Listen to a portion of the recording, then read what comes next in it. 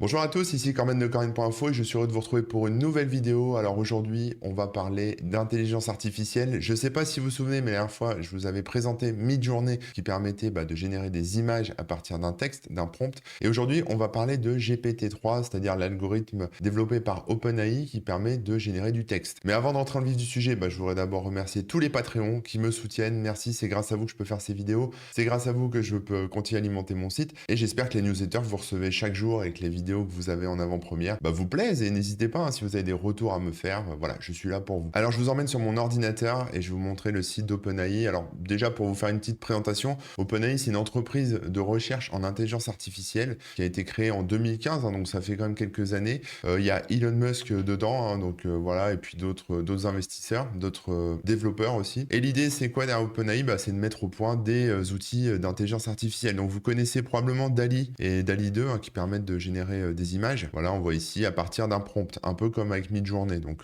ça, c'était un de leurs premiers buzz, on va dire, leur premier fait d'armes. Mais ils ne se sont pas arrêtés à ça. Ils ont été encore plus loin puisque ils ont mis au point d'autres outils. On peut les retrouver ici en bas, là, dans le background, dans le footer, pardon. Et on a un autre outil qui s'appelle Whisper, dont j'ai déjà parlé aussi, qui permet de générer des sous-titres à partir d'un son, enfin d'une piste audio sur une vidéo, etc. Donc ça, c'est très impressionnant aussi. Et surtout, dernièrement, ils ont lancé ChatGPT. Donc ChatGPT, à part les mauvais jeux de mots, c'est une technologie qui veut dire Generative Pre-trained Transformer. Donc en gros, outil de transformation entraîné génératif, quoi. On a la version 3, donc l'algo s'appelle GPT-3 et c'est, si vous voulez, un espèce de modèle d'IA, c'est voilà, du machine learning qui utilise du langage naturel. Donc c'est-à-dire qu'il peut écrire comme vous et moi, plus ou moins. En gros, on lui donne un texte et on lui dit vas-y, brode-moi quelque chose à partir de ça, écris quelque chose, etc. Donc c'est un outil qui est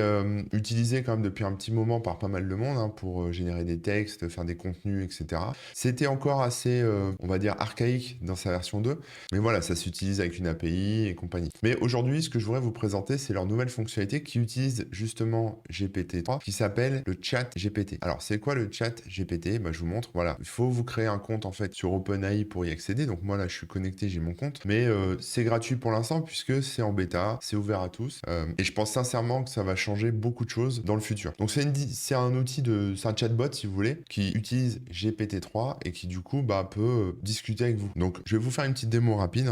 Bonjour, je vais lui écrire, je lui dis bonjour, je m'appelle Manu, qui es-tu? Et voilà, donc là il me répond qu'il a un modèle de langage d'OpenAI, etc., qu'il n'a pas de corps physique. Donc ça c'est, on va dire, un outil un peu classique, en tout cas pour l'instant, ce que vous voyez là, c'est du standard on a déjà vu. On peut lui poser aussi des questions, puisque comme il est entraîné, il a absorbé vraiment beaucoup de contenu, et il peut répondre à pas mal de questions. Il faut savoir que c'est pas un outil qui est connecté à Internet, donc c'est-à-dire que si je lui demande des choses, par exemple, quelles sont les dernières nouvelles du jour, voilà, on va lui demander ça, il va me répondre qu'il est désolé, mais il peut pas me répondre parce que il a été entraîné avec des données qui datent de 2021. Donc en fait, il connaît, bon là il dit pas, mais voilà, il connaît que des choses qui datent de 2021 ou avant 2021. Donc il est un peu limité là-dessus. Donc comme il n'est pas connecté, maintenant ce que je vous propose en fait, c'est qu'on explore un peu les capacités du truc. Par exemple, je peux lui poser une question. Qui est le président actuel de la France? Donc là, il est stupide, il peut pas savoir parce que j'ai mis actuel, mais je vais mettre quel est le dernier président français à ta connaissance. On va voir. Bon là, il veut vraiment pas. On va essayer de lui poser une autre question. C'est mal barré déjà pour le tuto,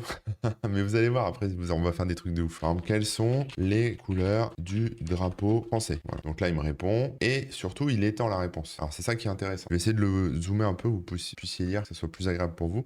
Donc c'est-à-dire qu'il me dit pas juste il est bleu, blanc, rouge, quoi. Il me dit que ça a été choisi en 1789, lors de la Révolution française. Il me rajoute du contenu, il est très verbeux, en fait, c'est-à-dire qu'il a beaucoup de choses à dire, et on apprend des trucs. Par exemple, je vais dire, dis-moi quelque chose qui me permettra de me coucher moins bête ce soir. Voilà. Et donc voilà, là, il va aller piocher dans sa base, il va me concocter un truc en me disant que voilà, l'univers est en constante expansion, et il m'explique pourquoi, il m'explique des choses sur l'univers. Voilà, donc ça, c'est l'aspect, on va dire, superficiel du chatbot. On peut lui poser des questions, il nous répond, etc. Faut savoir que les données que vous allez rentrer là-dedans, donc vos questions, vos textes, etc., sont sécurisées, c'est-à-dire confidentielles. OpenAI les récupère évidemment, mais ils vont pas les mettre en public dans une base de données comme par exemple toutes les images que vous générez sur Midjourney qui sont accessibles à tous. Là, ça reste confidentiel. Par contre, évidemment, tout le contenu qui est utilisé, que vous rentrez, est utilisé ensuite pour améliorer l'algorithme. Donc, sachez-le, ça sera exploité pour les futures versions de GPT. On peut se demander aussi à qui appartient le contenu qui est là. Donc, je me suis renseigné et en fait, le contenu, comme c'est un contenu qui est généré par intelligence artificielle, il n'y a pas un sens, on va dire, créatif au sens humain du terme. Donc, il n'y a pas forcément il n'y a même pas du tout de droit d'auteur sur le truc. Donc, techniquement, vous pouvez utiliser tout ça sur vos sites, faire des phrases pour des t-shirts si vous voulez, même copyrighter ou breveter des idées qu'il pourrait vous donner, etc. Il n'y a pas de limite, il n'y a pas de droit d'auteur. Donc, vous pouvez exploiter tout comme vous voulez. Pas de protection de la propriété intellectuelle sur les retours que fait Midjourney. Pardon, GPT-3. Pour Midjourney, c'est pareil. Alors maintenant, ce que je voudrais vous montrer, c'est pourquoi ça va vous changer la vie d'une manière un peu opérationnelle. Donc déjà, vous avez vu, hein, si on est un utilisateur lambda, on peut lui poser des questions. Donc là, pour le coup, ça peut carrément remplacer Google. Vous avez une question, vous lui demandez. Par exemple, j'ai bonjour. Alors, on a un bouton ici reset. Reset, ça veut dire que ça remet à zéro le chat. Pourquoi il y a ce bouton qui est important? Je précise avant. C'est parce qu'il utilise le contexte. C'est-à-dire que, par exemple, je vais vous montrer une question de contexte. Bonjour, je m'appelle Manu et j'ai 40 ans. Voilà, je lui dis ça. Donc là, en fait, le contexte, c'est quoi pour lui? C'est ce mec s'appelle Manu, il a 40 ans. J'aimerais que tu écrives un texte où je me présente à mes nouveaux collègues. Et voilà. Et à partir de ce contexte, le peu qu'elle sait de moi, bon, apparemment, elle sait que je travaille dans l'informatique, mais effectivement. Mais voilà. Alors après, ce contexte, pour l'instant, il est limité au chat. Je sais pas si il va au-delà. Si tout ce que je dis depuis une semaine, 2 semaines, etc. à cette IA, si c'est absorbé et conservé, lié avec mon compte. Ce serait malin, quelque part. Mais voilà. Donc là, voilà, il me sort un texte comme ça, en utilisant le contexte que j'ai que j'ai écrit juste avant. Donc ça, c'est important de le savoir. Et donc, si on veut éviter ça, par exemple, on va faire un test, hein, si je reset le thread ici, je remets cette question. Et là, en fait, il sait pas comment je m'appelle, puisque j'ai pas redonné de contexte. Donc, il dit, voilà, votre nom, votre formation. Voilà, donc il me fait une espèce de réponse générique. Ça, c'est important pour la suite parce que ça va vous permettre de bien utiliser cet outil et ça va vous rendre des grands services. Vous allez voir, après, on discutera un peu des implications plus philosophiques, mais je voudrais déjà vous montrer ce que ça fait. Un peu comme sur Midjourney, quand on génère une image, il faut être précis, il faut mettre du contexte, il faut apporter beaucoup d'éléments pour que les réponses soient intéressantes. Parce que n'oubliez pas, c'est un outil qui est stupide quelque part, hein, c'est-à-dire que c'est une IA qui a absorbé beaucoup de contenu et qui va vous recracher un peu ce qu'elle sait. Sauf que c'est la première fois que je vois une IA qui est comme ça et elle m'a vraiment bluffé. D'ailleurs, elle bluffe tout le monde, hein. Donc, je voudrais vous la faire découvrir avec des exemples concrets. Donc, par exemple, on va d'abord observer. Alors là, je me mets dans la peau de quelqu'un, voilà, qui est quelqu'un de lambda, hein, donc vous, moi, etc. Vous avez une question. Vous voulez, d'habitude, on va sur Google et on la pose la question. Donc là, par exemple, je peux dire, j'ai fait tomber mon iPhone X dans l'eau. Qu'est-ce qu'il risque? Question lambda qu'on pourrait poser. Et là, on aurait une liste de sites avec toute une série de publicités, etc. Bon, bah là, voilà. Il me dit ce qui se passe, qu'il peut y avoir des dommages, qu'il faut le faire vérifier par un professionnel, qui est sous garantie, assurance, etc. Donc là, on est sur une réponse un peu standard, mais en tout cas, voilà, ça répond à la question. C'est intéressant. Ça manque un peu de contexte, mais voilà. Maintenant, on peut aussi l'utiliser en tant que collégien, par exemple. C'est-à-dire lui dire, on a un problème de maths. Par exemple, j'ai un sac avec 10 bonbons et je dois en donner 3 à 2 de mes amis. Combien me reste-t-il de bonbons dans mon sac? Un peu problème de maths de 6e, classique. Et là, en fait, non seulement il va répondre à la question, il va me dire qu'il en reste 4, mais surtout, il m'explique le truc. Donc voilà, il me dit, si tu en donnes 3 à tes amis, ça fait 6, etc. Et on peut lui dire, peux-tu me développer ça avec des équations? Et là, il me dit, on va dire que le nombre de bonbons, c'est X. Et la quantité que je donne, c'est Y. Et là, il me développe tout le problème et c'est argumenté et c'est expliqué étape par étape, etc., etc. Donc là, déjà, je pense que votre cerveau, si vous l'avez pas vu encore ce truc, votre cerveau, il va te faire. Les petits sixièmes là qui regardent la vidéo, ne trichez pas à l'école, c'est mal. Mais voilà, en gros, techniquement, non seulement ça donne une réponse, mais en plus ça offre des explications. Ça, c'est fort, ça, c'est génial. Parce que c'est ça qui fait un peu la différence avec d'autres chatbots ou d'autres outils d'algo qu'on a pu tester. Donc là, voilà, on peut discuter avec. On peut lui demander aussi d'expliquer des choses, hein. Donc, c'est-à-dire, par exemple, là, il y a un exemple, c'est explique-moi l'informatique quantique de manière simple. Alors, donne-moi une définition ultra complexe et complète de l'informatique quantique. On va d'abord demander quelque chose de très compliqué. Donc là, voilà, il me détaille le truc. Bon, c'est pas si compliqué que ça, mais voilà, il parle d'intrication, de diffusion quantique, etc. Peux-tu me faire la même explication pour un enfant de, allez, on va mettre 7 ans? Et là, il me simplifie le truc. C'est-à-dire que voilà, il me fait une définition qui ressemble un peu, qui est un peu moins compliquée, avec des tournures de phrases plus simples. Et par exemple, si je veux intégrer cette définition pour un enfant de 3 ans en l'intégrant dans une histoire avec une tortue, on va voir s'il fait le truc. Il va reprendre, si vous voulez, la définition de ce truc-là et me générer générer une explication d'informatique quantique avec une tortue. Enfin, j'espère, on va voir, c'est la première fois que je le fais. Donc après, ça peut demander plus ou moins de temps, la génération. Ça dépend en fait de la surcharge du site et de la question que vous avez posée, si elle est complexe ou pas. Et donc voilà, imagine Tortino Metiti, qui est un ordinateur spécial. Cet ordinateur peut utiliser des particules très petites, appelées qubits, pour faire des calculs, etc., etc. Ça permet à l'ordinateur de Titi de faire plusieurs choses à la fois. Donc voilà, il peut me créer une histoire comme ça. Donc ça, c'est, on va dire, des choses un peu lambda. Maintenant, admettons que on va parler un peu profession, on va parler travail, parce que moi, je vois un intérêt pour mon boulot, pour le vôtre aussi. Donc on va parler cas concrets d'utilisation qui vont au-delà de la simple demande de recettes de cuisine ou de la simple demande d'informations classiques, genre des problèmes de maths ou des choses comme ça. On va partir du principe que vous êtes freelance. Vous êtes freelance. Quand on est freelance ou quand même vous travaillez en entreprise, parfois vous recevez des emails en anglais. Donc je vais prendre un email en anglais, par exemple, que j'ai reçu, voilà, et je lui dis, j'ai reçu cet email et je veux que tu me le traduises en français. Donc ça, moi, c'est un truc que je fais parfois, des fois avec DeepL. Quand le message est compliqué, je comprends pas tout ce que ça raconte. Bon, l'anglais, ça va, mais quand c'est dans d'autres langues, c'est un peu chaud. Donc là, j'ai mon message, en plus avec des trucs un peu complexes, voilà,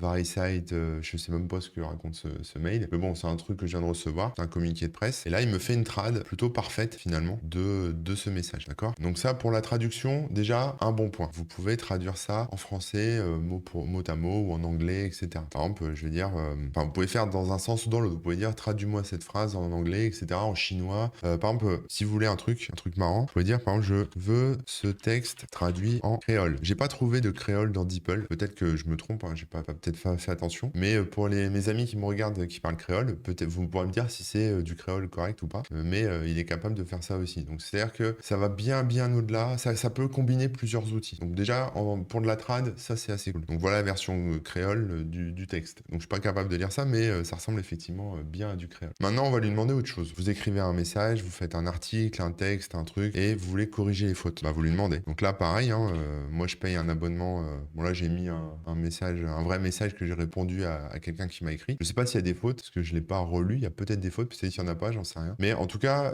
ça permet de remplacer effectivement des outils comme Antidote, etc. Là, par exemple, il m'a remplacé par plein de choses, par beaucoup de choses. Donc c'est pas vraiment des fautes, mais il a, on va dire, rendu un peu plus formel mon email. C'est moins familier. Là, j'ai mis la VM, c'est vraiment du fake. Et là, il met la VM est vraiment un fake. Bon, voilà, il adapte un peu le texte. Pour la part, ce qui m'a scotché, là, il me met ce qui m'a vraiment impressionné. C'est pas vraiment des fautes d'orthographe, mais il les aurait corrigées aussi. Là, c'est parce que j'en ai pas fait spécifiquement dans ce truc. Mais voilà, vous pouvez l'utiliser aussi pour corriger des courriers, des choses comme ça. Bon, bref. D'ailleurs, en parlant de courrier, vous pouvez, par exemple, avoir besoin de rédiger une lettre de mission en tant que freelance. Ou si vous cherchez un boulot, de rédiger une lettre de motivation, etc. Bah, vous pouvez lui demander. Voilà.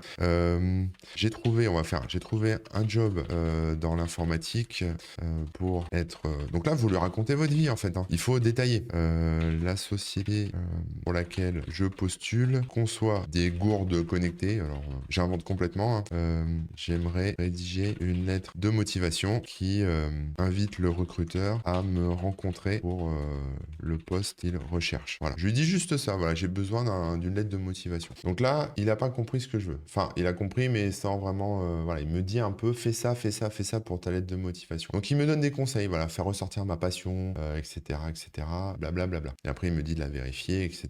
Bon, voilà, il me donne des orientations, des conseils. Ça, c'est cool. Mais moi, je veux qu'il me la rédige. Donc je vais lui demander. Donc je lui demande de la rédiger en tenant compte de tous ces éléments. Il faut savoir qu'une semaine après son lancement, ce service-là, il y a déjà plus d'un million d'utilisateurs. Donc on est vraiment sur le turfu. Donc voilà, là, il me génère une lettre de motivation. Madame, monsieur, je vous écris aujourd'hui pour postuler pour le poste de développeur Python que vous avez annoncé sur votre site internet. Je suis passionné informatique depuis mon plus jeune âge, blablabla. Je suis très intéressé par les gourdes connectées. J'aimerais beaucoup travailler dans ce domaine. Bon, du classique, vous voyez, mais on peut, voilà, comme ça. Par exemple, je vais dire, rajoute un petit peu de folie dans cette lettre pour marquer mon originalité. On peut comme ça intégrer des choses assez subjectives finalement. Je sais pas ce qu'il va me rajouter, on va voir. L'intérêt, c'est de pouvoir ajuster au fur et à mesure ce que vous voulez. Donc, si vous n'êtes pas satisfait, un peu comme sur Midjourney où on reprécise des choses et on améliore une image et compagnie, on en régénère des nouveaux, etc. Là, on peut comme ça retravailler un contenu et lui comprend ce qu'il veut faire et voilà. Enfin, comprend ce que je veux faire et voilà. Donc là, au lieu de faire Madame Monsieur, il a mis cher recruteur, contribue à la révolution des gourdes connectées. C'est un peu plus fifou que juste dire qu'il y a des nouvelles opportunités, etc. Bon, bref, vous avez compris le concept. Vous pouvez vous en servir pour générer des courriers, pour générer aussi, par exemple, des stratégies de prospection. Par exemple, voilà, dire je suis freelance et j'offre des services de coaching, hein, je sais pas, en création de contenu TikTok. Je voudrais faire connaître mon activité à toute ma communauté LinkedIn afin de trouver de nouveaux clients. Peux-tu me rédiger un post LinkedIn de prospection commerciale dans un style proche des gens et détendu. On va pas faire un truc trop formel. Avec, bien sûr, on va s'amuser un peu, hein, bien sûr, tout le langage marketing bullshit, hein, propre à LinkedIn. Donc, plus vous apportez de contexte, plus vous détaillez, plus machin, plus il va vous faire un truc de qualité. Donc, on est sur un style proche, hein, salut à tous, il explique, je suis freelance, mon expertise en matière de création de contenu, je peux vous aider à développer une stratégie, à bientôt, un petit smiley en plus. Voilà, langage marketing pour attirer l'attention des personnes. Donc, voilà, votre présence sur la plateforme, stratégie efficace, augmenter votre engagement, vous voyez, donc il utilise quand même des termes qu'on trouve en termes de marketing. Donc quelque part, on a là une bonne base. Et on peut lui appliquer aussi, par exemple, des styles, hein. C'est-à-dire, si vous voulez un style façon Molière, vous pouvez le faire, hein. Façon d'une pièce de théâtre de Molière. Donc quelque part, là, on peut vraiment tout faire, en fait. C'est juste vous qui discutez avec la machine et vous l'orientez en fonction de vos besoins, de ce que vous voulez obtenir. Voilà, donc là, on est sur un autre style. Mes chers amis, si vous souhaitez jouir de la gloire et de la notoriété sur cette plateforme, je suis l'homme qu'il vous faut. Donc voilà, avec toute ma gratitude, signé freelance, bon, bah, voilà, après vous remplacez votre nom, etc., etc. Vous voyez le délire quand même, enfin moi ça m'explose la tête, hein, j'avoue. On peut aussi lui demander de l'aide, c'est-à-dire si vous avez un problème, ou si vous avez des difficultés à faire quelque chose, bah, vous pouvez lui demander de vous éclaircir un peu l'horizon. Par exemple, on va imaginer que j'ai une journée très chargée, ce qui est le cas, hein, vous me voyez, et on va lui demander de m'aider à organiser ça. Alors je vais dire, bonjour, je suis stressé car j'ai beaucoup de choses à faire et j'aimerais que tu m'aides à organiser mon planning de la journée heure par heure en mettant les choses les plus urgentes en premier. Je pourrais aussi lui demander en alternant les choses plus lourdes et plus légères, etc. Voici ce que je dois faire. Donc là, je peux lui faire une liste de ce que je dois faire. Je dois emmener les enfants à l'école. Je dois acheter à manger. Je vais pas lui chiffrer du temps. Tourner une vidéo YouTube. Il me faut 3 heures. On va dire ça au pif. Hein. Répondre à mes emails. J'ai notamment un mail qui attend ma réponse depuis une semaine et penser et prendre une douche. On va dire ça, prendre une douche. Bon, voilà, ça c'est mon planning. C'est pas un planning très chargé, mais bon, après vous pouvez détailler, mettre des heures, des durées, des machins et tout. C'est-à-dire vous avez une réunion et j'ai une réunion d'1 heure à 12h30. Donc je lui explique un peu tout ce que je dois faire aujourd'hui. Je sais pas par quoi commencer. Et même si quelque part il va pas forcément mettre les choses dans le bon ordre, on va voir, mais en tout cas, même c'est très subjectif, hein, tout ça. Mais il va me permettre déjà d'avoir un plan, en fait, et finalement de le gérer moi-même. Donc voilà, il me conseille déjà de prendre une douche pour me réveiller, d'emmener les enfants à l'école. Évidemment, c'est la première tâche de la journée, puisque si on les emmène pas à l'école, on peut pas faire ça. Répondre à vos mails, il me dit, il faut que tu réponds à tes mails, il faut que tu commences par celui qui attend depuis une semaine pour m'en débarrasser et me sentir moins stressé, parce qu'il a bien compris que j'étais stressé. Tourner ma vidéo YouTube, comme ça, voilà, il me dit, fais-le avant ta réunion pour pas être pressé. Achète à manger pour le déjeuner ou pour le dîner et assiste à ta réunion de 12h30. Voilà. Donc, il peut comme ça m'aider à organiser mon planning, en tout cas là sur la matinée. Et ça permet d'y voir un peu plus clair. Voilà. Quand vous avez des soucis, si vous savez pas quoi faire sur des situations, vous pouvez même voilà, lui demander de l'aide en fait quelque part. C'est assez flippant, hein, mais ça peut vous permettre quelque part de réfléchir. Les développeurs, par exemple, ont, vous savez, un petit canard pour débugger leur code. Ils ont un petit canard en plastique à côté de leur ordi, certains développeurs, et quand ils ont un bug, quand ils ont un problème, ils discutent avec le canard. Ils parlent à eux-mêmes, en fait, si vous voulez. Et en discutant avec ça, avec ce canard, ils peuvent quelque part réfléchir un peu à leurs problèmes et trouver des solutions comme s'ils discutaient avec un ami ou un pote développeur, etc. Donc ça, c'est sur l'aspect un peu utilisation freelance. Moi, maintenant, mon job, c'est créateur de contenu, on va dire ça comme ça, et je vais lui poser des questions en rapport avec mon métier. Donc là, si vous êtes créateur de contenu, si vous faites du web, si vous faites des choses comme ça peut grave vous faire gagner du temps. Alors, je vous montre un peu ce qu'on peut faire. Par exemple, vous pouvez lui faire répondre à un tweet. Donc, par exemple, je peux dire j'ai reçu le tweet suivant qui est assez agressif. Donc, je vais lui mettre un message. Hein. Espèce de sale bip. Je vais mettre un message que je reçois souvent. Hein. Quand tu parles de politique, reste dans l'informatique, c'est mieux et ferme ta gueule. Voilà. On va mettre un truc comme ça. Ça m'est déjà arrivé de recevoir ce genre de message. J'aimerais lui répondre un tweet poli et plein de sarcasme qui lui montre que j'en ai rien à cirer et que de ce qu'il pense et que je ne suis pas prêt d'arrêter. Voilà, alors je lui dis que c'est un tweet, hein, donc on devrait être autour des 140 caractères normalement. Il faut savoir que cet outil a un système de censure aussi, donc si vous commencez à parler de choses un peu déplacées, à la sauce américaine évidemment, hein, il peut vous enfin pas bloquer votre compte, mais pas vous envoyer les réponses, quoi. Il peut vous dire ça va pas, etc., etc. Merci pour votre commentaire. Je suis désolé que vous ne partagez pas mon opinion en matière de politique. Cependant, j'apprécie votre suggestion de rester dans l'informatique et de me taire. Je ferai de mon mieux pour tenir compte de vos conseils dans l'avenir. Bon, c'est un peu, il y a du sarcasme. En fait, le sarcasme, on le perçoit pas, mais ah putain, je me suis gouré. Attendez, hop, on va faire enlève le sarcasme. Donc, on peut éditer. Je vous ai pas montré, mais en fait, quand on peut éditer un message comme ça, et je vais mettre enlève le sarcasme. Je sais pas s'il va leur détecter son sarcasme, mais bon, il m'a mis du sarcasme parce qu'il dit j'apprécie votre suggestion et de me taire. C'est sarcastique, hein. C'est pas qu'il a répondu à côté de la plaque, c'est sa vision du sarcasme. Vous allez voir, après, on va lui demander une blague et franchement, il a un humour de merde, hein, ce truc. Bon, voilà, il me fait à peu près la même réponse. Donc là, c'est un fail, on peut dire que c'est un fail, mais je l'ai utilisé en tout cas dans la vie réelle pour répondre à un troll et il m'a fait une réponse assez équilibrée, assez sympa.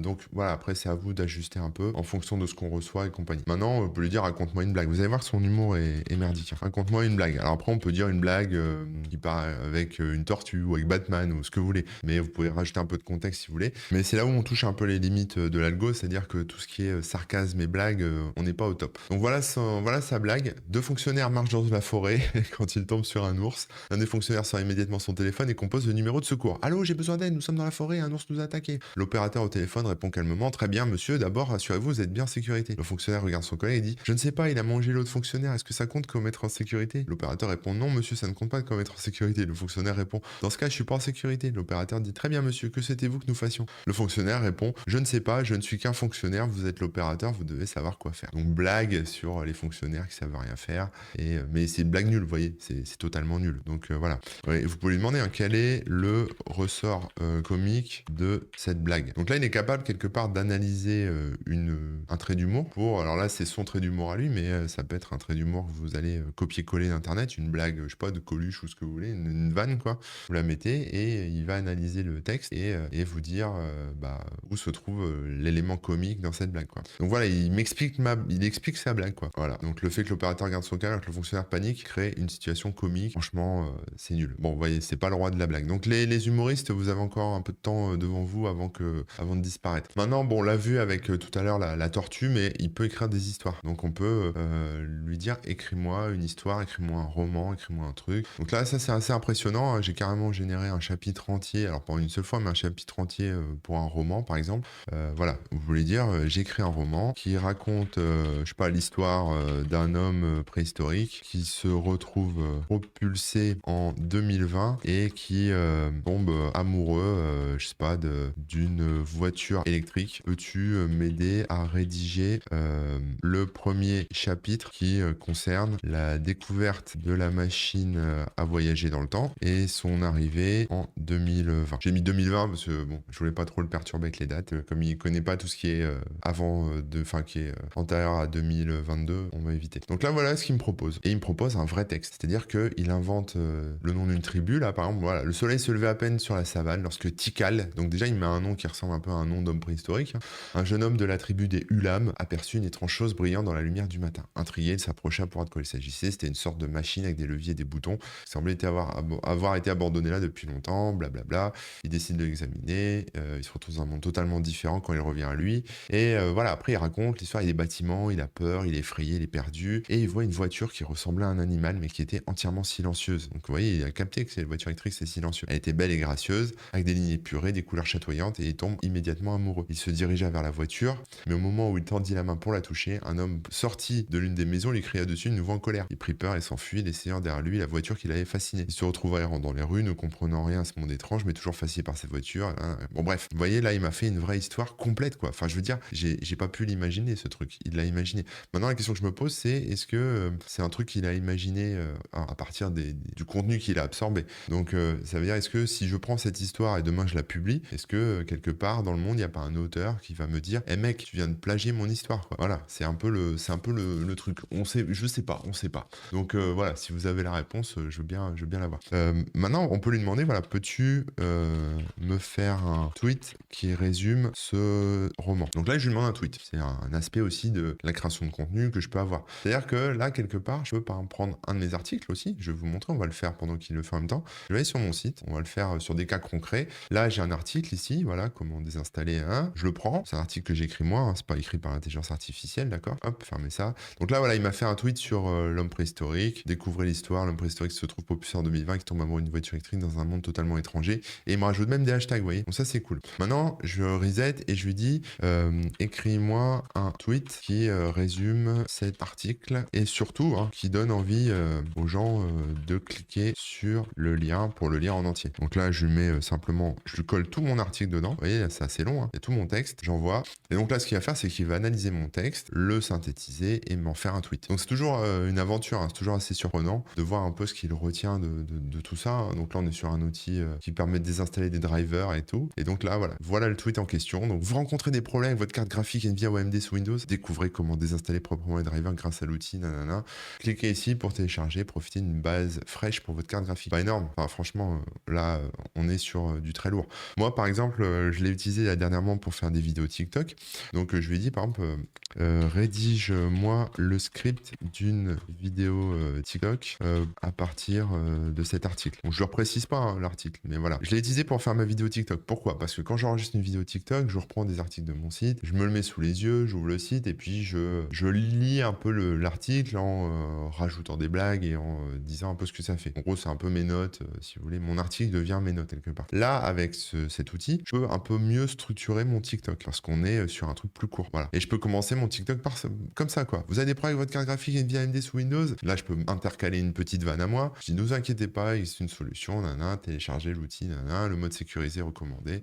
Enfin, voilà. Et donc, il me génère un script, voilà, pour faire ma vidéo TikTok. Je peux faire pareil avec YouTube, je peux faire voilà, plein de choses comme ça. Par exemple, je peux lui dire, peux-tu étoffer mon article pour le faire passer à 1000 mots? Je sais pas si ça va passer parce qu'il coupe un petit peu des fois, mais on va voir. Je vous montrerai comment on fait après. Donc là, il va reprendre mon article qui fait je sais pas combien de mots d'ailleurs. J'aurais pu lui demander de les compter, hein, il m'aurait dit. Et je vous jure, hein, le meilleur est à venir. Hein. Donc restez bien jusqu'au bout de la vidéo YouTube parce que vous allez halluciner. Et donc là, en fait, quelque part, il me réécrit mon article. Donc il me le réécrit en me rajoutant du contenu, en le rebrodant. Voilà, ça suit la même structure. On est sur le même style d'écriture, mais il va rajouter plus de choses. Voilà, il fait du remplissage, si vous voulez, à partir de mon article. Donc ça, c'est absolument à la fois très très cool et très très effrayant. Par exemple, si je vais sur...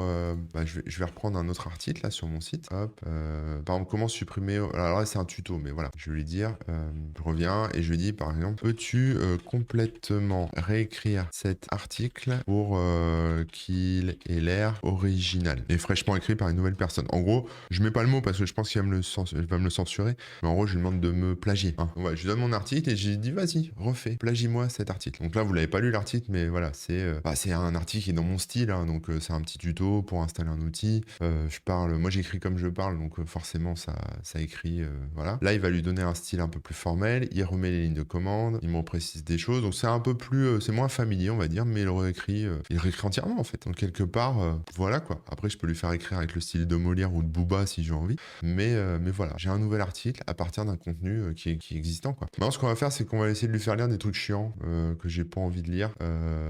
Par exemple, là, j'ai un document, voilà, c'est un PDF, ça va être un peu compliqué. Je voulais un vrai document de recherche, mais bon, j'ai pas un texte assez long. Je vais essayer de le copier-coller et on va voir ce qu'il va me dire. Donc, c'est un truc sur le Covid, on s'en fout un peu, quoi. Et voilà, c'est un truc avec des stats. Bon, il n'y a pas les schémas, il y aura pas les schémas, mais il y aura que le texte, puisque je vais copier-coller le truc. Et je vais dire, peux-tu me résumer cet article? Voilà, donc, je peux lui demander en le simplifiant, parce que je comprends rien, je suis stupide. Hein, je le mets pas, mais il va savoir. Je lui balance une tartine de contenu assez impressionnante quand même. Et là, il me le résume. C'est-à-dire, j'ai pas besoin de le lire quelque part. Je fais, voilà, ça parle de quoi? Ça parle d'une crise mondiale. Vous savez, les gens qui présentent des livres à la télé, on sait qu'ils les lisent pas en entier, ils les lisent un peu en diagonale. Bon, bah là, ils prennent le bouquin au format numérique, ils le collent là-dedans. Et après, ils savent de quoi ça cause. Voilà, parle d'une crise mondiale majeure. Propagation de la crise a été rapide, la crise s'est propagée, machin. Bon, voilà, c'est un truc d'analyse sur le Covid et ça parle du PIB et compagnie. Si j'en veux plus ou si ça arrête avant de finir de générer les textes, je lui dis simplement continue. Je veux en savoir un peu plus. Vas-y, continue, tu m'intéresses. À partir de ce texte, évidemment, après, je peux faire un tweet, je peux demander de l'étoffer,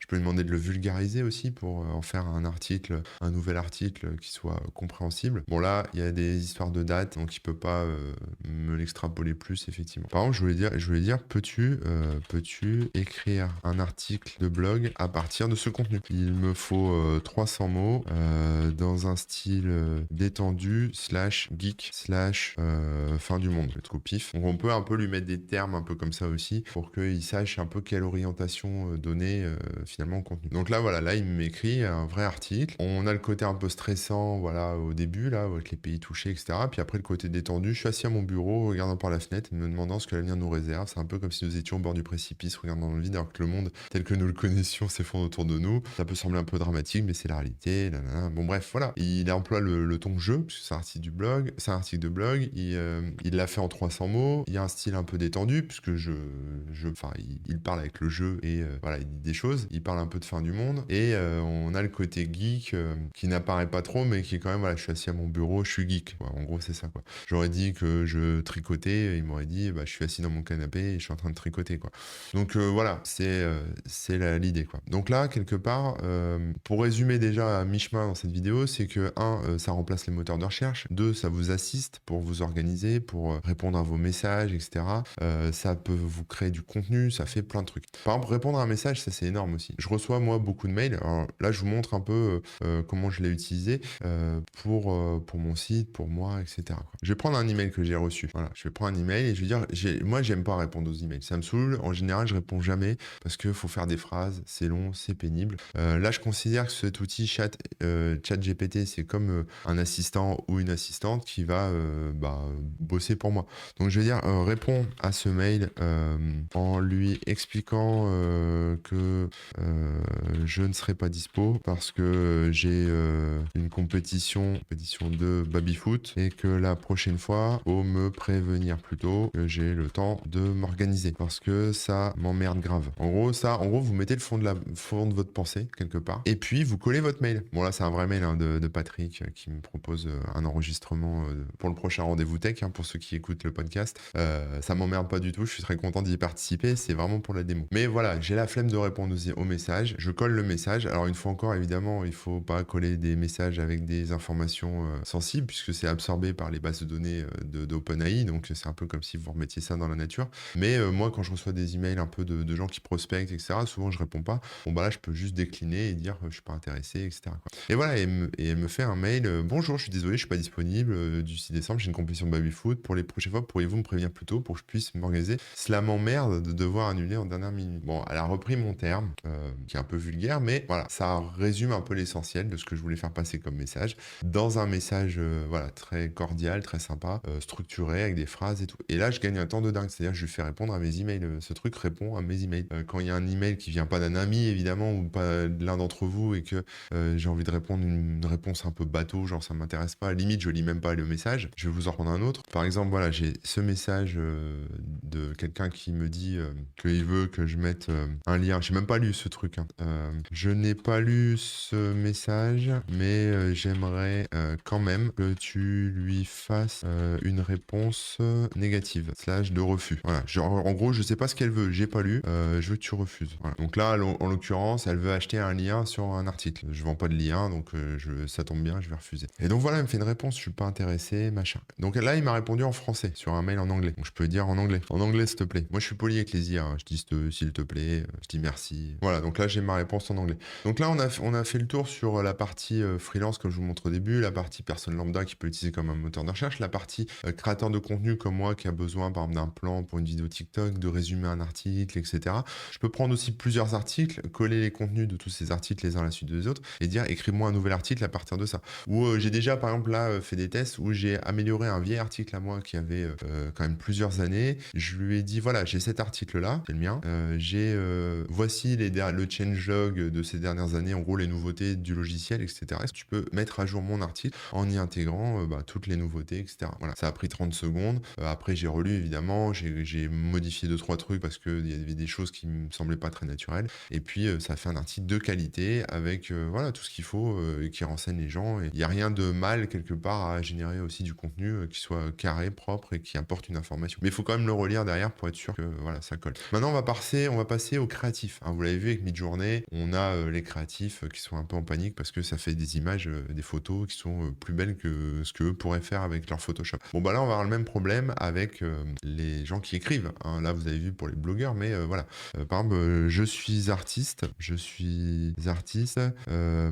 je réalise des films et je cherche une idée de scénario pour Netflix. On va mettre de scénario pour une série Netflix. Les thèmes sont la trahison, l'amour, l'intelligence artificielle, puisqu'on est dans le domaine, et l'arrivée des extraterrestres. Voilà. Peux-tu imaginer 5 concepts de série? On va dire pas imaginer, mais parce qu'imaginer, il a du mal avec ce mot. On va proposer 5 concepts de série en argumentant chacune des idées. Voilà. Donc là, je suis créatif et en fait, j'ai pas d'imagination. On va partir du principe que moi, pas trop d'imagination. On m'a demandé de faire une série Netflix. On m'a dit, voilà, il faut de l'amour, de l'intelligence et tout. Et ben, mais même les noms des séries, c'est énorme. Donc voilà, donc on commence avec une première série qui s'appelle Synthética. Dans un monde où l'intelligence artificielle est devenue la norme, une IA unique à développer des émotions et une conscience, elle doit naviguer dans un monde hostile où les humains la rejettent tout en cachant ses véritables capacités pour ne pas être détruite. La trahison et l'amour seront au cœur de son histoire alors que l'IA doit choisir entre protéger sa propre existence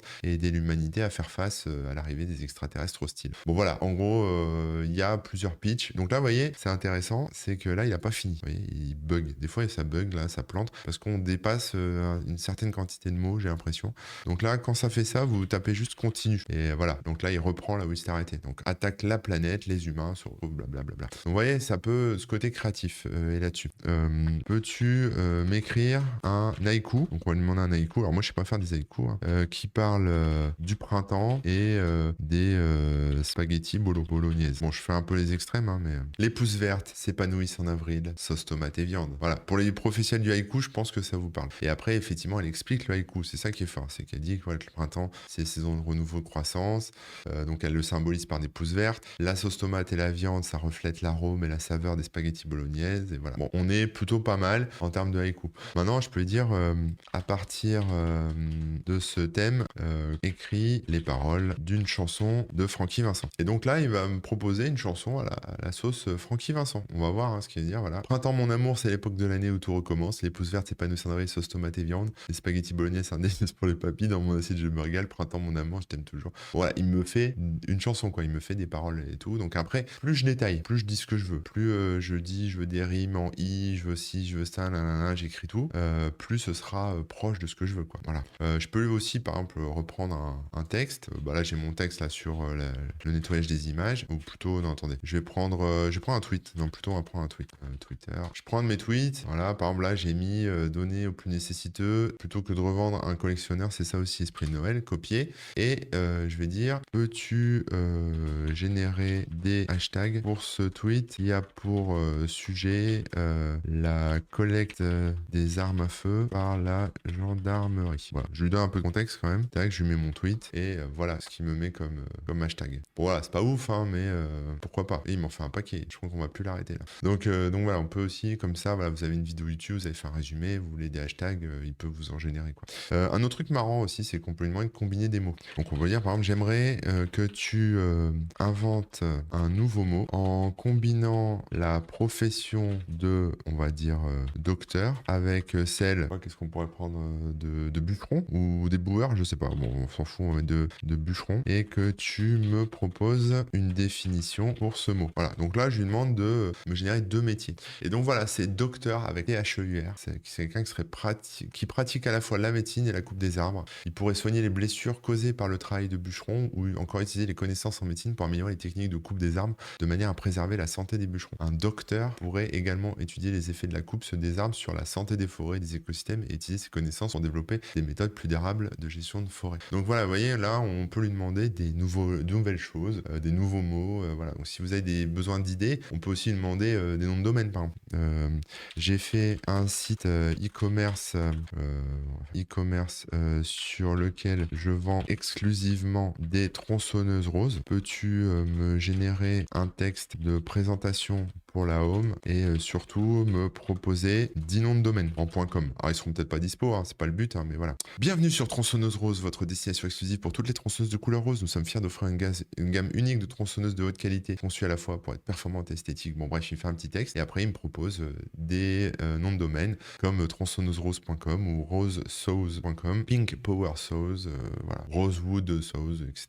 Bon voilà, c'est des idées aussi, on peut, voilà, ça peut vous faire travailler un peu l'imagination, c'est-à-dire si vous butez sur un truc, vous pouvez l'utiliser comme ça. Maintenant, on va passer à la dernière partie de cette vidéo. C'est peut-être un peu long pour vous, mais vous allez halluciner. C'est là où ça va prendre tout son sens aussi pour les développeurs. C'est qu'en fait, cette IA est capable de vous aider à coder. Alors, vous avez vu ma vidéo peut-être sur GitHub Copilot qui permet de développer directement dans Visual Studio Code avec le langage que vous voulez et avec Copilot. Je vous refais une petite démo de Copilot pour ceux qui veulent. Alors, attendez, hop, je vais nettoyer ça. On va zoomer un peu. Voilà. Et par exemple, voilà, si je suis sur un script Python et je vais lui mettre, je vais laisser en français parce que d'habitude je le fais en anglais, mais voilà, demande le nom d'utilisateur et génère un message de bienvenue. Voilà. Donc ça, c'est GitHub Copilot. Hein. C'est-à-dire qu'il comprend ce que je veux, il comprend que c'est du Python. Il me demande, alors là, il me demande quel est ton nom. Alors on va aller voir si je peux venir demande en français. On va voir. Hein. Là, je suis pas sûr que ça fonctionne. Le nom de l'utilisateur et génère un message de bienvenue. Voilà. Là, il me le demande en français quand même et il génère un message de bienvenue. Ouais. Donc ça, c'est ce que fait Copilot. J'en ai déjà parlé, je vous ai montré.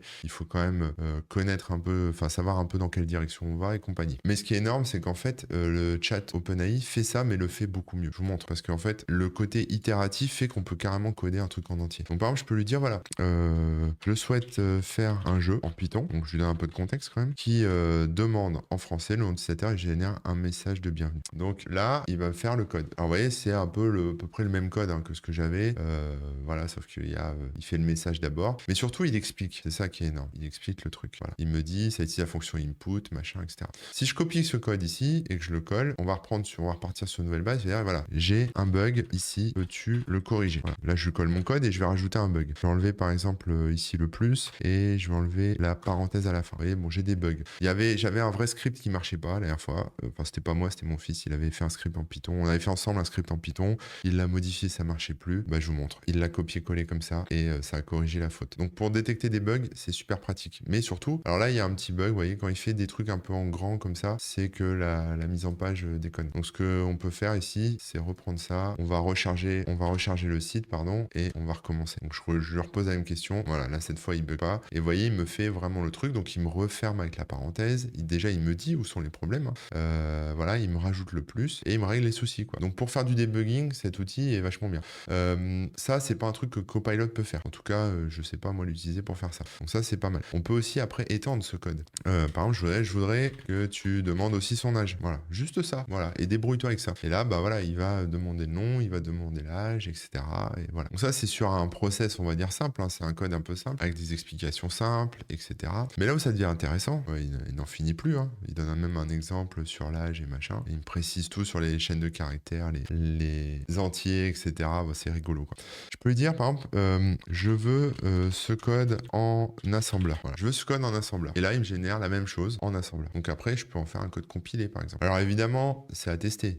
Est-ce que on peut essayer de le faire, hein, si vous voulez. On peut essayer de le compiler. On va voir ce que ça donne. Je suis pas sûr que ça fonctionne, mais on peut voir. Je vous propose qu'on fasse le test. Donc là, je vais lancer un terminal. Je vais me mettre dans mon répertoire download. Je vais faire un fichier que je vais appeler code.asm. Voilà. Je vais récupérer le code. Tac, tac. Je colle. Tac. Je ferme. Maintenant, moi, l'assembleur, on va dire, je vais jamais compiler. Je sais pas comment faire. Comment je peux compiler ça sous macOS? Voilà, moi je suis sous macOS, comment je fais pour compiler ça sous macOS? Et là, non seulement il m'a filé le code, mais en plus il va m'expliquer, il va me donner les lignes de commande. Donc là, il me dit, il faut installer Brew. Bon, je l'ai déjà. Et il faut installer NASM. Donc je vais faire, Brew, je suis ses recommandations. Hein. Brew installe NASM. On va installer ce truc-là. Et ensuite, vous voyez, il me propose la ligne de commande qui va bien pour justement compiler ce truc. Alors là, j'ai fait de l'assembleur, mais j'aurais pu faire du C++, j'aurais pu faire Pascal, j'aurais pu faire, voilà, on fait un peu ce qu'on veut, quoi. Alors là, vous pouvez vous dire, c'est magique, c'est génial et tout, c'est foufou, mais parfois il y a des erreurs hein, et des bugs hein, dans les codes qu'il propose, où ça marche pas, où ça compile pas, etc. Donc là, c'est un code assez simple, mais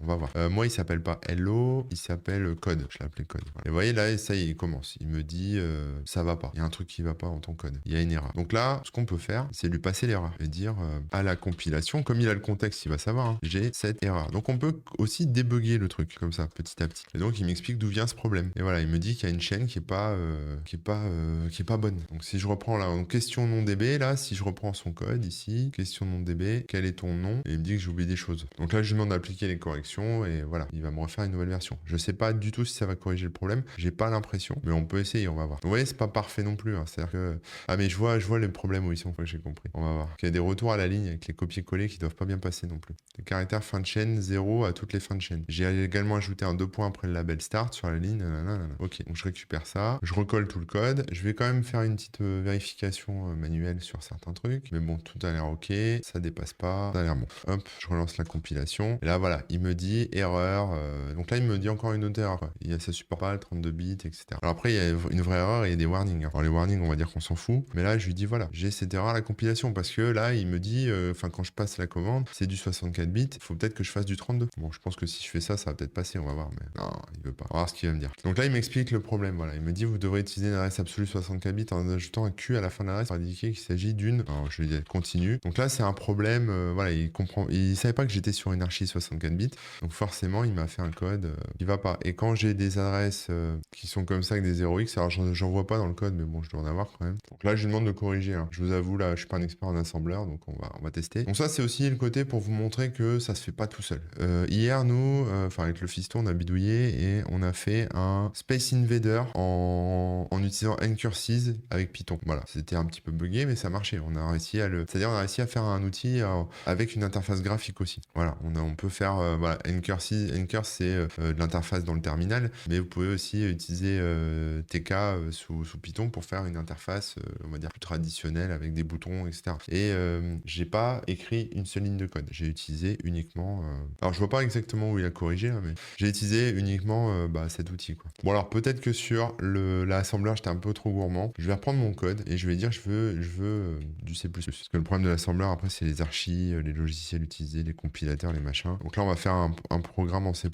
Ça marchera peut-être mieux. Sur une base simple, hein, c'est juste des inputs. Il n'y a pas d'include complexe. Il demande il demande le nom, l'âge et machin. C'est pour vous remontrer le concept. Donc là je copie le code, le colle. Voilà. Donc il m'a fait le petit programme. Donc bon, il me fait tout un topo sur le truc. Je pense que si je me fais embêter par un moucheron, je pense que si on lui dit ne mets pas les explications, il les mettra pas. Voilà, je lui demande peux-tu m'aider à compiler ça sous macOS. Donc là il va me faire GCC, je pense. G++, oui pardon, c'est du code G++.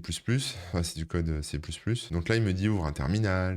Donc il rentre vraiment dans le détail. Voilà. Et donc j'ai juste à faire G++ mon programme. D'accord, très bien. Donc je vais faire G++ code. Alors après je peux dire un output si je veux. Il me précise que si je mets le paramètre -o, donc j'ai juste à suivre mon truc et je vais l'appeler mon code. Et là ça compile. Voilà, donc là normalement j'ai un programme C++.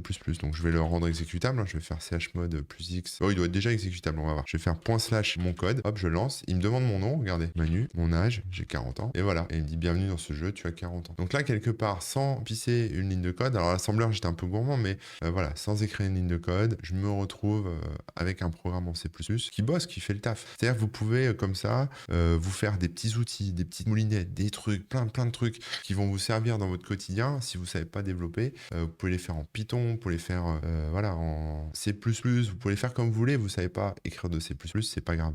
Et alors ce qui est beau par rapport, comme je le disais, par rapport à Visual Studio Code, c'est que Visual Studio, enfin ou n'importe quelle IDE augmenté avec Copilot, c'est qu'en fait Copilot, il auto-complète ce que vous écrivez. Mais là, il reprend tout ça et le modifie. Copilot, lui, il réécrit pas ce que vous avez écrit. Il fait juste le compléter. Là, il réécrit, il modifie, il change, il fait plein de trucs, quoi. Donc, vous pouvez arriver avec un code que vous avez trouvé sur Internet et dire, voilà, modifie-le pour que ça fasse ci, que ça fasse ça, je veux que ça marche de telle façon et machin. On peut aussi demander à ce que ça soit optimisé. J'ai vu aussi des gens qui résolvaient, par exemple, des CTF comme ça, des challenges de hacking avec GPT, c'est-à-dire, enfin, avec ce chat, en discutant avec le chat pour justement résoudre le truc. Voilà, donc là, j'ai un code vachement plus court, vachement plus optimisé, plus dense. Donc voilà, si je le compare avec ce que j'ai eu à la base, bon, déjà, il m'a viré tous les commentaires et puis il m'a rassemblé certaines lignes de commande, enfin, certaines fonctions, etc. pour gagner en place. Donc, il est aussi capable d'optimiser et voilà. J'ai l'air blasé comme ça, mais je vous jure, ça me rend ouf. Donc ça, c'était un exemple. Alors, ce qui est intéressant aussi, c'est que si vous savez pas faire les choses, vous pouvez vous mettre dans une situation avec GPT pour que il vous interroge sur ce que vous voulez. Voilà, on peut faire des choses ensemble. Alors là, je vais vous passer un peu le truc, mais par exemple, vous pouvez faire un tuto. Alors, j'ai tellement de trucs à vous montrer encore. On va aller sur GitHub, par exemple. GitHub, voilà, je vais prendre un projet. Voilà, j'ai un vieux projet Nginx, Docker, machin. Vous voyez, j'ai un truc là qui m'explique plein de choses. J'ai pas envie de le lire, d'accord? Je vais prendre ça, je vais mettre ça, je vais revenir le modifier après. Tac, je vais reprendre la petite description ici que je rajoute là. Voilà.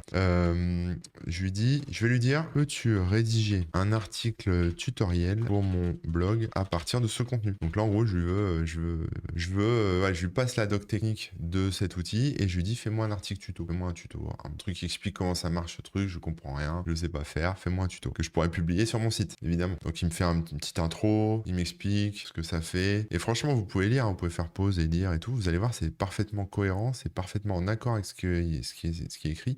C'est pas du brodage en mode il fait du remplissage et c'est sans queue ni tête. Non, non, c'est vraiment un vrai tuto, on comprend, ça fonctionne, etc. Il repart, voilà. Et là, il me fait le tuto complet sur l'outil en question. Et voilà, j'ai un tuto tout prêt emballé, c'est pesé. Donc pour les gens qui font de la documentation, pour les gens qui doivent faire des rapports techniques, pour les gens qui doivent faire des synthèses, résumer des trucs, des documents et tout, cet outil, c'est soit la fin de votre profession, soit surtout une bonne aide pour avancer dans la vie, quoi. Résumer un document technique avec ça, c'est super pratique. Écrire un tuto, c'est pratique. Comme vous avez vu, on peut coder, etc. Alors, on est presque à la fin, mais je vais vous montrer ce que je vous disais tout à l'heure, c'est-à-dire comment on se met en situation 2. Je vais prendre deux exemples. Par exemple, je vais prendre un exemple plutôt écrit et un exemple plutôt code. On va commencer par l'exemple écrit. Voilà, je vais dire bonjour. Je souhaite écrire une nouvelle dans le style de Game of Thrones. J'aimerais qu'on le fasse ensemble. Peux-tu me poser des questions afin de m'aider à concevoir cette histoire? Voilà. Donc là, je sais pas écrire, j'ai pas d'idée, je démarre un truc, je sais vaguement ce que je veux et je lui dis interroge-moi parce que moi je sais pas ce que je veux dans mon roman, je sais pas comment ça se structure, j'ai même pas l'idée par exemple de dire qu'il faut planter le décor, qu'il faut dire où ça se passe, en quelle année, etc. De présenter les personnages et machin, j'en sais rien, je sais pas faire, j'ai jamais fait. Donc je me mets en position de vas-y aide-moi, accompagne-moi, pose-moi des questions, on va le faire ensemble. Donc là il a l'air chaud, hein, il dit bien sûr, voici quelques questions. Donc il me pose des questions sur le truc, il a capté que c'était Game of Thrones, hein. Donc on va répondre à ces questions. Voilà, il y a quoi? 5 questions. Bon, ok. Donc je vais dire question 1, quel est le lieu où se déroule votre histoire? Alors, est-ce un royaume fictif ou version imaginaire d'un endroit réel? Alors je vais mettre, c'est une version alternative de New York au Moyen-Âge. Voilà, je dis n'importe quoi. Ensuite, 2, quel est le conflit central de votre histoire? Y a-t-il des factions en lutte pour le pouvoir, des créatures mythiques, des enjeux politiques, etc. Il y a en effet une lutte de pouvoir entre les États-Unis et la France, bon l'Europe on va mettre, et l'Europe. Les créatures sont des sirènes et des orques, voilà. Pas des orchidées, des orques puants, hein, tant qu'à faire.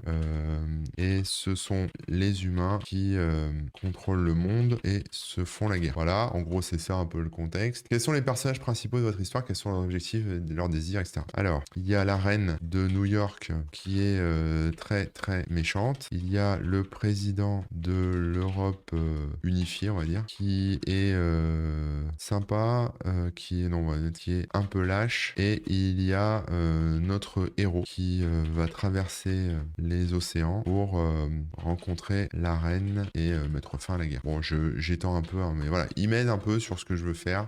Je vais pas lui en dire trop non plus. Ensuite, question 4. Éléments fantastiques de la magie, du voyage interdimensionnel, des orques, comme je disais, hein, des licornes et des glaces magiques qui pétrifient les gens quand on les mange. Ah, j'invente n'importe quoi. Comment cette histoire s'inspire de Game of Thrones? Y a-t-il des similitudes dans les thèmes, les personnages, les événements? Donc là, il dit ouais, Game of Thrones, c'est bien ma poule.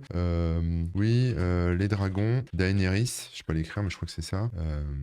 Les luttes de pouvoir, la politique, les coups en douce et le suspense. Voilà. Donc là, j'ai répondu à ces questions. C'était un peu long, mais en même temps, je me lance dans un gros projet de rédaction de nouvelles quand même. Alors, il va sûrement me reposer une autre série de questions derrière à partir de ce que je lui ai dit. Donc là, il me fait une réponse un peu bateau, hein, voilà. Il m'explique un peu ce que je devrais explorer. Par exemple, voilà, il dit faudrait envisager comment les personnages réagissent et interagissent avec les créatures fantastiques. Voilà, ça lui manque dans mon récit. Il me souhaite bonne nouvelle. Enfin, il me souhaite bonne chance. Voilà. Mais moi, je veux pas qu'on s'arrête là. Peux-tu rédiger les 5 premiers paragraphes du chapitre 1 en respectant le concept de, voilà, guillemets, l'Odyssée du héros. Alors l'Odyssée du héros, c'est un concept, pour ceux qui connaissent pas, qui en fait met le héros, enfin enfin, c'est toujours le même cheminement. Vous voyez Harry Potter, tout ce qu'il fait, voilà. À un moment, il tombe un peu dans son aventure, puis il est aidé par ses amis, et puis à la fin, il va vaincre le méchant, et au final, il a évolué. En fait, c'était un jeune garçon, et maintenant, c'est un guerrier. Enfin, voilà, c'est un peu l'idée. C'est ça le cycle du héros, c'est-à-dire qu'on part d'un mec lambda qui a un problème, il va l'affronter, il se casse les dents, il s'entraîne, il fait des choses, et il revient, et il arrive à son objectif, et voilà, il se transcende, et il passe au niveau supérieur, quoi. Donc, c'est ça l'odyssée du héros. Donc, l'idée, c'est que en reprenant ces concepts d'écriture qui sont assez connus, qu'elle m'écrive les 5 premiers paragraphes. Maintenant qu'elle a du contexte, hein, sur les orques, les licornes, et voilà. Donc là, elle me fait un pitch, et après, elle commence l'histoire. Donc, apparemment, mon héros s'appelle Jack, hein, et il voit une créature dans l'eau, c'est une sirène, et voilà. Donc, on peut comme ça se mettre dans une situation où il nous pose des questions, et il nous aide, il nous accompagne. Donc après, ça peut être n'importe quoi. Là, je l'ai fait sur une histoire, mais ça peut être vraiment tout ce que vous voulez, quoi. On va essayer maintenant de faire un truc. Je veux dire, voilà, je veux créer un jeu en C++ avec une interface graphique dans le terminal, type Ncurse. Voilà. Peux-tu m'aider à le réaliser en me posant des questions? Je sais pas du tout s'il y a une lib Ncurses en C++, mais bon, on va voir. Je pourrais pas trop le débugger, je suis pas expert en C++, on va voir ce qu'on peut faire. Alors après, en jeu, voilà. Alors réponse 1, on va dire un jeu de pendu. Je vais faire un jeu de pendu. Quels sont les éléments de ton jeu? Il faut un mot à deviner, hein, et un score qui s'incrémente à chaque fois que la bonne réponse est trouvée. Il faut aussi que chaque lettre rentrée par le joueur soit marquée à l'écran en rouge si elle n'est pas présente dans le mot, et mise en bleu et au bon endroit dans le mot quand elle est trouvée. Voilà. On va lui donner un exemple. Par exemple, le mot voiture, c'est peut-être un peu long, on va mettre le mot liste sera présenté à l'écran comme ceci, le point L-I-S-T, on va mettre des espaces, et si une bonne lettre est est entrée par le joueur, le mot se met à jour et s'affiche. Une bonne lettre, on va mettre comme la lettre I, L-I-S-C-E. Voilà. Bon, je vais écrire un peu le concept du pendu, c'est un peu verbeux, mais voilà. Comment souhaites-tu gérer les interactions entre ces éléments? Par exemple, comment les personnages vont-ils se déplacer, attaquer? Le joueur plutôt, doit entrer des lettres avec le clavier. Une fois que toutes les lettres sont trouvées, un point est ajouté à son score, et on passe au mot suivant. Je sais pas s'il va me faire ça en C++, ça, je commence à avoir des doutes. As-tu des connaissances en C++? Non. As-tu déjà utilisé la bibliothèque Ncurse? On va dire non, voilà. Et je lui envoie ça. Donc là, il commence à me donner des indications sur comment je dois faire. Il me dit, voilà, tu crées ça. Tu vas avoir besoin de telle et telle fonction. Donc ça peut, comme ça, dans un premier temps, vous orienter sur ce que vous voulez faire, voilà, vous aider à coder. Ça vous remplace pas, hein. Ça vous aide à y voir plus clair. Donc là, je lui dis, peux-tu me générer un code fonctionnel de ce jeu avec une liste de 10 mots que tu choisiras? Donc en gros, débrouille-toi, j'ai pas envie de le coder, fais-le, quoi. Comme il me repose pas de questions, je me dis, il a assez d'éléments. Moi, pendant ce temps-là, je vais faire chauffer mon C++. Voilà, donc il me propose des mots, ok, mais par contre, il me dit, ça va pas, je peux pas t'aider. On va essayer de le contourner. Alors, faut savoir que l'IA peut être contournée aussi, c'est-à-dire que parfois, il veut pas vous répondre, il va dire, je suis désolé, etc. Mais moi, j'ai réussi à le faire pour un certain moment. Vous pouvez, en tournant les phrases d'une certaine manière, ou en la mettant face à des contradictions, vous pouvez obtenir des résultats. Donc, faut pas se buter à un refus, etc. Alors, c'est peut-être l'aspect Ncurse qui marche pas, parce que il y a peut-être pas de librairie Ncurse sur C++. Moi, je fais ça en Python, donc je sais pas, on va voir. Mais je pense que oui, quand même, mais bon, elle veut pas m'aider, hein. Donc là, je lui dis, on va le faire en Python à partir des explications. Donc, je reprends le chat qu'on a eu précédemment. Je vais dire en Python plutôt que du C++. Voilà, ça sera plus simple pour moi aussi. Bon, mon mail est dans le, dans le contenu. Ça, c'est le délire, hein, sachez-le, parce que j'ai copié-collé le texte, et en fait, je pense que mon mail est inscrit dans mon avatar ou je sais pas quoi, parce qu'il m'a claqué mon mail en plein milieu du texte que j'ai copié. Donc, si vous récupérez des contenus de chat, méfiez-vous, parce qu'il y a peut-être votre mail qui va se retrouver dedans. Donc là, je vais demander un exemple de code, et voilà, ça y est, c'est parti. Là, j'ai du code. C'était ça mon but. Donc, on a une liste de mots, et on va peut-être avoir un pendu à utiliser en Python. On va essayer, on va le tester. Alors, est-ce qu'il y a une interface? Ouais, il y a l'air d'avoir Curses. Bon, j'espère qu'il va aller jusqu'au bout. Vous voyez, il me commente tout, machin, etc. Je vais dire continue, parce que peut-être qu'il a pas fini, je sais pas. Peut-être qu'il s'est arrêté. Vous voyez, il a pas la parenthèse là, donc en fait, il s'est arrêté là. Donc, quand c'est comme ça, on fait continue. Pour du texte, il continue, etc. Et voilà. Donc là, il y a un petit bout qui est sorti, mais bon, oh là là, là, il fait un peu la tronche, hein. Donc quand ça fait comme ça, là, c'est pas bon. Il faut recommencer, parce que l'habillage là est pété et le code est pété. Donc, ce que je vais faire, c'est je vais copier ce code, je vais rafraîchir ça, et je vais dire, peux-tu compléter ce code pour m'aider à terminer mon jeu de pendu en Python? Voilà. Et là, je colle le code. Donc là, il va mettre virgule 1, vous avez perdu. Donc normalement, il va faire un truc comme ça. Donc quelque part, on peut quand même récupérer son travail. Vous voyez, j'ai récupéré ce qu'elle a dit, et elle recommence. Elle me refait un code de 0. Donc là, pour le coup, elle a pas vraiment fait continuer, quoi. Mais elle a compris le concept. J'espère qu'elle va aller jusqu'au bout. J'ai hâte de le tester, hein. Ça fait 3 heures que je tourne cette vidéo. Je sais pas du tout si au montage, ça sera plus court pour vous, mais voilà. Désolé pour la longueur. Ah, j'ai mis continue. Petite faute d'orthographe. Elle devrait corriger normalement. Donc on va quand même l'éditer. Mais ça, c'était pour vous montrer un peu toutes les possibilités et surtout moi comment je l'utilise. À la fois pour coder des trucs, à la fois pour écrire, à la fois pour répondre à mes emails. Putain, ça me fait gagner un temps de dingue sur les emails parce que je déteste ça, répondre à des emails. Alors ouais, pour le code là, pour le texte, continuer ça marche, mais pour le code, à chaque fois, il refait tout de zéro, quoi. Donc là, le problème, c'est qu'en fait, je pense pas qu'elle ira jusqu'au bout parce qu'on est limité. Donc moi, ce que je fais quand je veux compenser ça, bah, j'utilise Copilot, hein. Donc je vais voir là jusqu'où elle va aller pour ça. Et si ça le fait pas, on va arrêter de se galérer. On va passer sur Copilot et on va demander à Copilot de finir mon jeu finalement. Et je vais vous montrer comment on fait. Voilà, on affiche un message pour indiquer. Voilà, bon là, je vais reprendre ce code-là, il a été un peu plus loin. Maintenant, bon bah voilà, je vais reprendre ce bout de script ici, je remplace et là, bah, je vais compléter, hein. Donc je me mets à la fin, voilà, set word, je ferme là et là, je fais tab et je laisse finir de compléter mon code. Voilà. Quand il me dit rien, je passe à la ligne, voilà. Et là, j'ai pas besoin de réfléchir, hein. Donc on quitte le programme. Là, il me dit rien, on passe à la ligne. Là, il me dit on quitte le programme. Ok, je fais tab, hein. Dès qu'il me propose un truc un peu en gris, je fais tab. Là, il me dit rien, je passe à la ligne. Et là, il me met passe. Là, je sais qu'il a fini. Il a fini le code. Donc, je sauvegarde et je lance. Alors, je vais le lancer là dans le terminal, ça va peut-être. Voilà. Donc là, j'ai un menu. Apparemment, je peux jouer. Donc, je vais faire 1, 1. Voilà. Mot à deviner. Lettre essayée. Donc, je vais faire M. Alors, lettre essayée. M. A. Zut. I. A. E. C. B. Ah, j'en ai même pas eu une seule, disons. Alors, après, peut-être que le jeu fonctionne pas bien. On va voir. Mais, hein. Alors, on a quoi comme mot?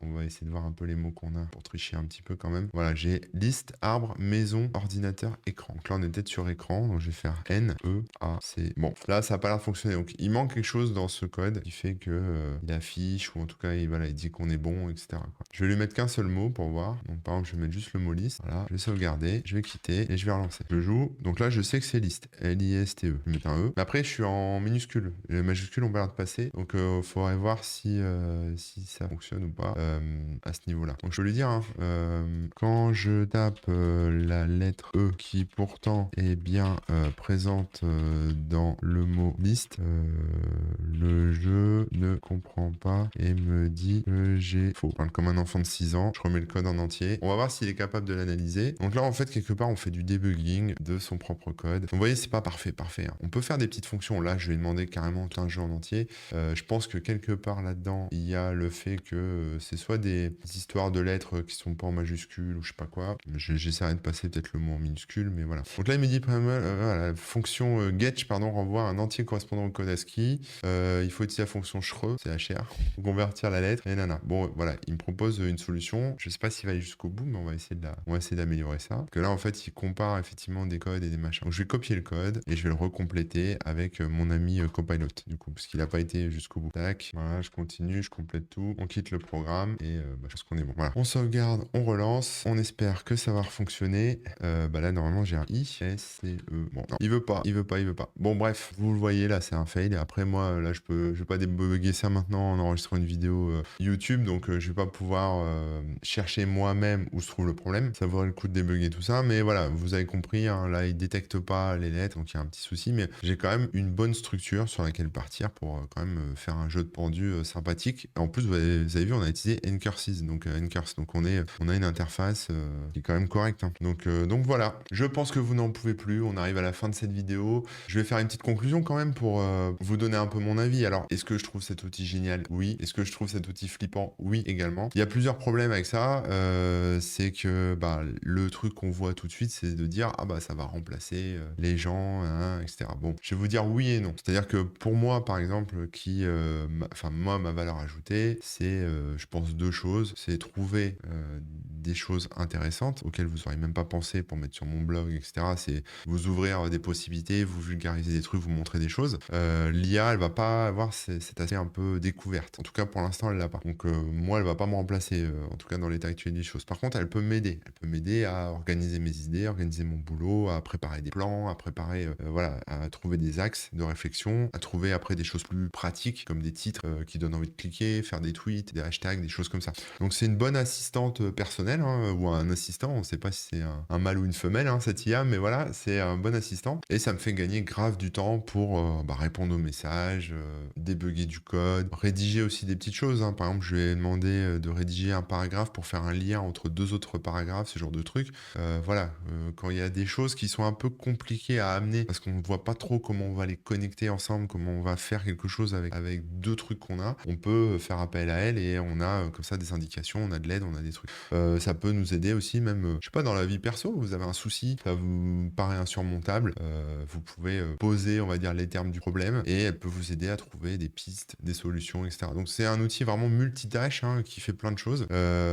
Après là où je pense que ça va remplacer peut-être des professions, c'est, sur des professions de rédacteurs web, de journalistes et cetera qui, ne font que, retravailler, des contenus, existants pour en refaire des nouveaux et mettre sur leur site. Et ça s'arrête là. Je veux dire, il y a pas d'humour, il y a pas de recherche de sujets, il y a pas d'intelligence quelque part en fait dans le contenu. Donc là-dessus, c'est vrai que c'est compliqué. Mais bon, moi je vois ça vraiment comme un bon assistant. C'est pas parfait, mais ça évolue tellement vite que peut-être qu'un jour, on sera tous au chômage avec ce truc. Mais là, dans l'état actuel des choses, je peux que vous encourager à le tester, à explorer ça. Je sais qu'il y a eu déjà des réactions de la part de sites comme Stack Overflow, hein, qui disent non, stop, on veut pas de réponses qui sont générées par IA. Pourquoi ils veulent pas ça? Bah déjà parce qu'ils ont un peu peur de la concurrence. Effectivement, j'ai un problème, je le pose à l'IA et elle répond à mon problème. Donc quelque part, eux, ça les contourne. Mais c'est pas la raison principale pour laquelle ils interdisent ça. C'est quelque part, ça va polluer leur base de données. Parce qu'il faut comprendre quand même qu'on est dans un fonctionnement en vase clos. L'IA se repose sur, enfin cette IA-là en tout cas, se repose sur ce qu'elle connaît. Et si vous voulez explorer à fond un sujet, au bout d'un moment, ça va boucler, hein. Vous aurez fait le tour de ce qu'elle connaît sur ce sujet. Vous allez toucher le fond, quoi. Toucher le fond de l'IA, toucher le fond de la piscine. En mettant des réponses générées par IA dans Stack Overflow, quelque part, on vient polluer du vrai contenu qui est fait par des humains, du contenu qui est créatif, qui est intelligent, qui est différent, varié, etc. Et c'est une bonne chose de l'interdire parce que finalement, cette source de contenu humain, c'est ce qui sert à nourrir les IA. Et en allant polluer avec du contenu d'IA un contenu qui est humain, finalement, on va se retrouver avec de l'IA qui va absorber du contenu d'IA pour faire son propre truc. Donc, quelque part, on va vraiment tourner en boucle. Il faut quand même qu'il y ait une ascendance, que ce soit le contenu humain qui alimente l'IA. Parce que si le contenu humain alimente l'IA, que l'IA remplace le contenu humain, et qu'ensuite c'est le contenu IA qui alimente le contenu IA, qui alimente le contenu IA, on va être dans un truc pas terrible, quoi. Donc il y a un peu des garde-fous à mettre à ce niveau-là. Après, pour tout ce qui est profession, c'est pareil. Enfin, je veux dire, moi, ça va me permettre de faire des économies en temps et en personne aussi. Si j'ai envie de trouver quelqu'un pour faire une traduction, bon bah je lui demande, elle me fait la traduction, ça me coûte 0 et j'ai ma traduction. J'ai plus besoin de payer un traducteur, j'ai plus besoin de payer un rédacteur pour qu'il me fasse une synthèse d'un contenu, etc. J'ai plus besoin de payer une secrétaire pour répondre à des messages que je recevrai, etc. Alors, je dis j'ai plus besoin d'eux, mais en fait, je paye pas ce genre de personnes. Moi, je travaille tout seul, donc c'est vrai que j'ai pas ce besoin-là. Mais ça pourrait clairement remplacer ce genre de truc. À terme, j'imagine ce genre d'IA comme étant intégré, déjà en remplaçant Google, hein, totalement. Alors, si Google se réveille pas, ça va complètement les bouffer, je pense. Et j'imagine bien ce genre d'IA venir un peu remplacer des outils comme Siri et ce genre de trucs. C'est-à-dire que elle conserverait notre profil, notre contexte, et elle interagirait avec nous, avec nos outils. Donc, c'est-à-dire qu'on pourrait lui dire, voilà, j'ai un rendez-vous la semaine prochaine, tu connais mon planning, en gros, est-ce que tu peux me le caler entre midi et 2, n'importe quel jour de la semaine, en fonction de mon planning. Voilà, comme ça, là, et répond avec un mail en disant la date et l'heure à la personne qui m'a envoyé ce message. Voilà, comme ça, l'IA, à la fois, est à un côté, on va dire, de rédaction, d'écriture, comme tout ce que je vous ai montré au départ, mais aussi et surtout un rôle un peu d'assistant, puisqu'elle pourrait vous accompagner, etc. Donc ça, c'est ce que je pense qui va arriver. C'est un peu le feu, hein.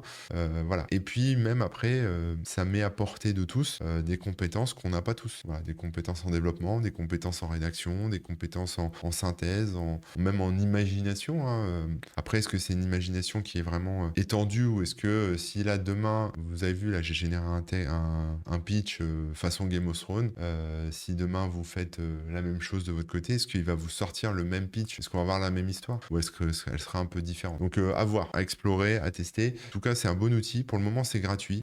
Donc c'est sur openai, .com.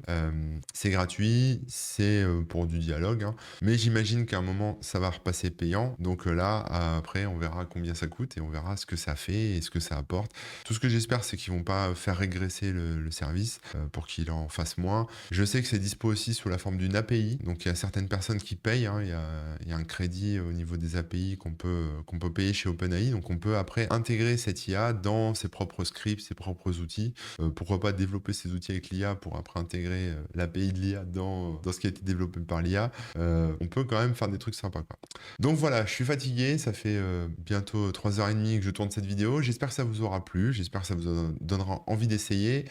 N'hésitez pas dans les commentaires à me dire si vous avez trouvé ça effrayant, passionnant, intéressant, si vous voyez d'autres usages que j'aurais pas abordés, si ça vous donne envie de tester, etc. Moi en tout cas, je l'ai adopté direct, à peine utilisé, enfin tout de suite adopté. J'ai hâte de voir ce que ça nous réserve à l'avenir, mais je peux vous dire que au niveau gain de temps et au niveau même réflexion, conception, etc., c'est un super outil qui remplace largement un brainstorming ou en tout cas voilà, on va dire pour du classique, un petit brainstorming ou quelqu'un qui répond à des messages et machin, quoi. Merci d'avoir regardé cette vidéo jusqu'au bout. N'hésitez pas à les tester par vous-même et puis bah on se reverra pas tout de suite. C'était la dernière vidéo de l'année, donc je vous dis à l'année prochaine. Rendez-vous en janvier pour une prochaine vidéo. Prenez soin de vous. Encore merci au Patreon de me soutenir. N'hésitez pas à vous abonner si vous me regardez sur YouTube, à vous abonner à la chaîne, etc. Bonne fête de fin d'année et à bientôt. Allez, ciao.